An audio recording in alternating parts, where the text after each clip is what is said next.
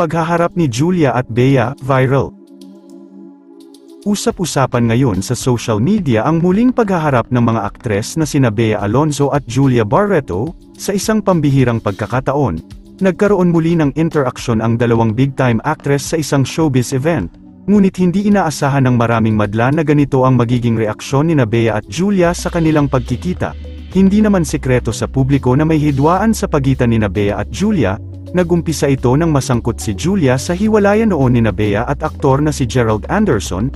Matatanda ang ilang taong naging magkasintahan sina Bea at Gerald bago sila tuluyang naghiwalay noong 2019, ngunit bago pa man ang kumpirmasyon ng kanilang paghihiwalay, umugang na ang bali-balita na umano'y nagkakamabutihan na sina Gerald at Julia, na noong 2019 ay nagkatambal sa pelikulang Between Maybes, hanggang sa kalaunan kinumpirma nga ni Bea na wala na sila ni Gerald.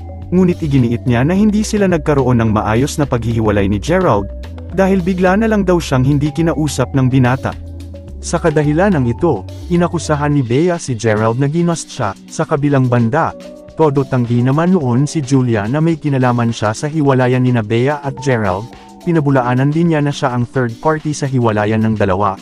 Post niya noon ni Julia Barreto sa kanyang Instagram post, "From now on, anything I do in my private and love life is not considered cheating, and is one of anyone's business. Secondly, I believe Gerald has already made it clear that a third party was not the cause of their breakup. I would like to disassociate myself from the breakup of Bea and Gerald. Their issues are entirely their own." Nasundan pa ang post na ito ni Julia ng mensahe naman niya kay Bea Alonzo, matapos siyang paringgan nito sa social media. Matapang na sinabi ni Julia na pa-victim si Bea para sirain siya, pero hindi umano siya papayag na maging biktima nito.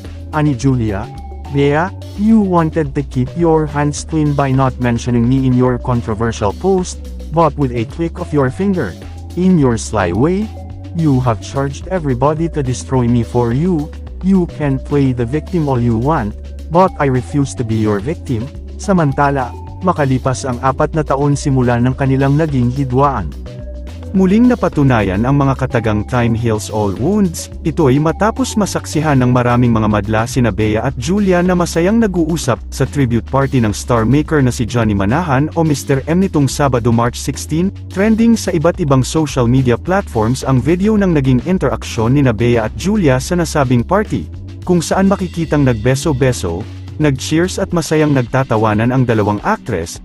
Base sa mga makikita sa kanilang naging galawan, hindi may tatago na naayos na nila kung anuman ang hindi nila pagkakaunawaan o issues nila noon, kaya naman maraming mga madla ang masaya dahil sa wakas nagkabati na sina Bea at Julia, na dalawa sa masasabing pinakabigating bituin sa showbiz industry.